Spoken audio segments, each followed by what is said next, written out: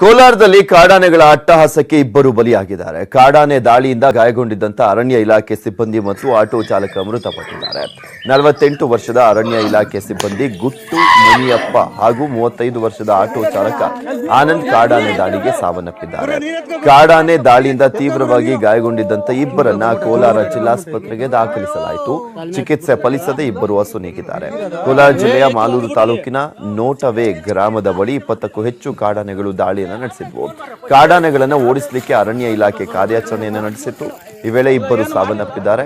ಮೃತರ ಕುಟುಂಬಕ್ಕೆ ಅರಣ್ಯ ಇಲಾಖೆ ಸಚಿವ ಆನಂದ್ ಸಿಂಗ್ ತಲಾ 7,50,000 ರೂಪಾಯಿ ಪರಿಹಾರವನ್ನ ಘೋಷಣೆ ಮಾಡಿದ್ದಾರೆ.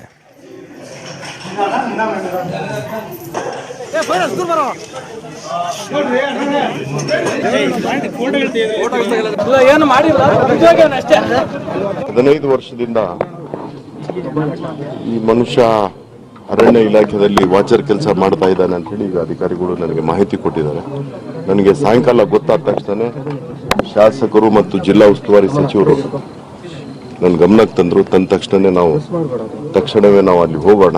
ಇದು ಒಂದೇ ಅಲ್ಲ, ಇನ್ನೊಂದು ಮಾಲೂರಿನಲ್ಲಿನೂ ಒಂದು ಜೀವ ಹೋಗಿದೆ ಅಂತ ಹೇಳಿ 7.5 ಲಕ್ಷ ರೂಪಾಯಿ ನಾವು ಆ ಕುಟುಂಬಕ್ಕೆ ಪರಿಹಾರವನ್ನು ಕೊಡ್ತೀವಿ. ಒಂದು ಉದ್ಯೋಗ ಕೊಡುವಂತ ಕೆಲಸನೂ ನಾವು ಪ್ರಯತ್ನ ಮಾಡ್ತೀವಿ.